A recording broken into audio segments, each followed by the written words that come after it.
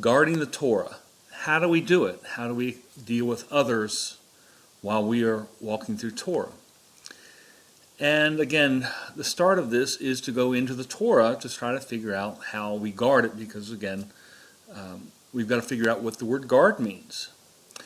And in Torah, there are two separate words for guard. And they are, the first one is shamar. It is used 469 times. 150 of those are in Torah, so it is used all over the place. It's to guard, keep, watch, or preserve. And the first time we see it is in Genesis 2:15. Adam is to keep the garden, to work, to watch it, preserve it. Genesis 3:24, the angels with the sword who are guarding Eden, and specifically guarding the tree of life. And that is shamar, to guard and to watch it, and to protect us so that we don't get around that tree, which would lead to a real problem with us. Genesis 4:9, am I my brother's keeper? And the word again was shamar. Genesis 17:9, keep my commandments. Genesis 26:5, keep my commandments. And we're going to come back to Genesis 26:5 because I think that's the one that really locks us in so we can figure out what this means. Because the other word is mishmareth. And it also means to guard, watch, charge, function, take care of, duties or obligations. It's used 78 times. 39 of them are in Torah. And the first time it is used is in Genesis 26:5. And it is used back to back with the word shamar. And we would think of it as like keep and guard. And, but it obviously means something tremendously different because he has made that distinction and put them in the same sentence so that we know there is a true distinction. What's also interesting is not only is the word mishmareth first used in Genesis 26:5, the word Torah is first used in Genesis 26:5.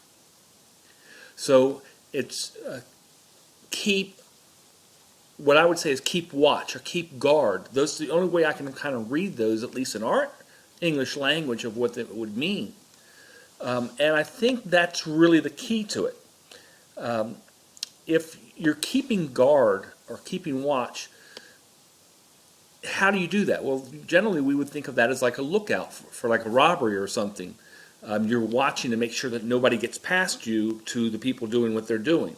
Now again, that's on a robbery, but there are many things where you can keep watch to make sure nobody gets past you. So if we're looking, and he's saying, keep watch over my Torah, or is anybody supposed to get past us? Are we supposed to be protecting that?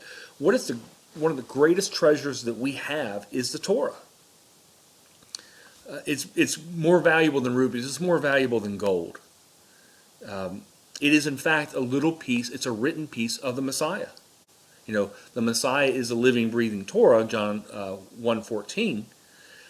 But if he's the living, breathing Torah, then that's the original form. Now, the other aspect about when you say keep watch, to treat it like the treasure it is, he tells us not one jot or tittle of the law will change until heaven or earth pass away. And says, do not add or subtract from my Torah. It's perfect the way it is. It is absolutely perfect. If you try to say add or subtract, you're trying to add or subtract from the Messiah. So we can't do that. He is perfect the way it is. And so we need to guard it to make sure that that is how we deal with things. And again, if I'm thinking of guarding a treasure, I'm looking out and the treasure is behind me. I make sure that I die before the treasure gets harmed. The other way is also my charge, and that would actually be listed as my responsibility. And I think of that legally as like bail or bailee situation. I have to make sure that I return that as a bailment in the same condition, that I do not let any harm come to that. So now that we have that, now let's kind of compare some of these issues that we have. And really what we're going to compare is the Messiah's statement on this and then Paul. Because again, we've got to get a unanimous way of thinking this through. It's got to work. Now, when we first come to Torah, the first thing that we are is we are Torah terrorists. We're out telling everybody the good news. We can't believe everybody's lied to us. And again, not all of us do that, but there are some that in our faith that, hey, they've grown up with Torah, and so they have to slowly learn about the Messiah. And they grew up in that safety of Torah. But for those of us who are really the Gentiles, when when the Creator has opened our eyes and we are now seeing things, we're livid with the lies that we were told. We don't want to basically have anything to do with those who have lied to us anymore. And again, we're telling everybody the great news. Now, when you get a little older in faith, you don't tell so many people because we know we're not the ones who are planting seeds. And this is where it really comes in. Do not throw pearls to swine. And if you have this great treasure, do you let everybody out there see it? If you are they going to destroy it? And so let's look at that for the pearls to swine. So let's look at this. And this is going to be in Matthew 7, verse 6. Do not give dogs. The Greek word for dog is kun. It's just basically a despised creature. It's dog, scavenging canine, a spiritual predator, feeds off others. So not a good situation. Don't give to dogs what is sacred. Well, what is sacred? It would be Torah. Do not throw your pearls to pigs, to swine. And again, you tell everybody, but if they reject it, do you keep throwing the pearls out there? And the answer would be basically no. Then you're not guarding. You're letting everybody see. You let everybody know, and that's pretty much what Torah terrorism has done. You've now let everybody know, and then I'm guarding this. I'm making sure I don't do really exposing that to harm. If you do, they may trample them under their feet and turn and tear you to pieces. Now, the other aspect we come in here is in Matthew 5, because we have this let's not hide the light. Don't put it under a bushel. So does that mean we should be telling everybody? We don't want to, hide what we do. Certainly if you've got tzitzit, you should be wearing your tzitzit. You let everybody know about it. We get this in Matthew 5, right after the Beatitudes.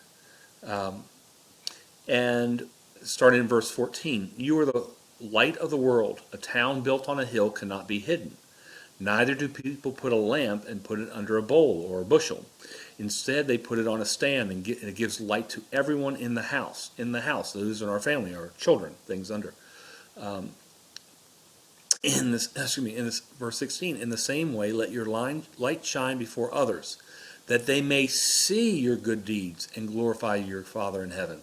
It's not saying you're telling them; it's just they're watching you. It's watching how you walk. What did the Messiah say about the Pharisees? Listen to what they say as they're reading through Moses, but don't do as they do because they're not following. He wants us to do the walk. And so we have this again in Matthew 5 as he's dealing with us. It's not that we're out there to tell them, oh, this is how things are. We've done that originally, and we don't want to throw the pearls out to swine continually. But once we've done that, we stop, back up a little bit, and we guard that Torah with what we have. And they're to see how we walk, the good deeds, and they will. Certainly we change when we come to Torah. Even the little things that, again, it's Thanksgiving today. My family is eating as they normally eat, but they know that, that's just not what I do. I don't pray with them when they pray for their meals because they pray before their meals. I don't sit in the room with them. I leave the room and I'll come in afterwards and I'll do mine at the end of the meal where I'm supposed to. They should see our deeds, but we don't need to be throwing out everything there. It's just not going to work out well.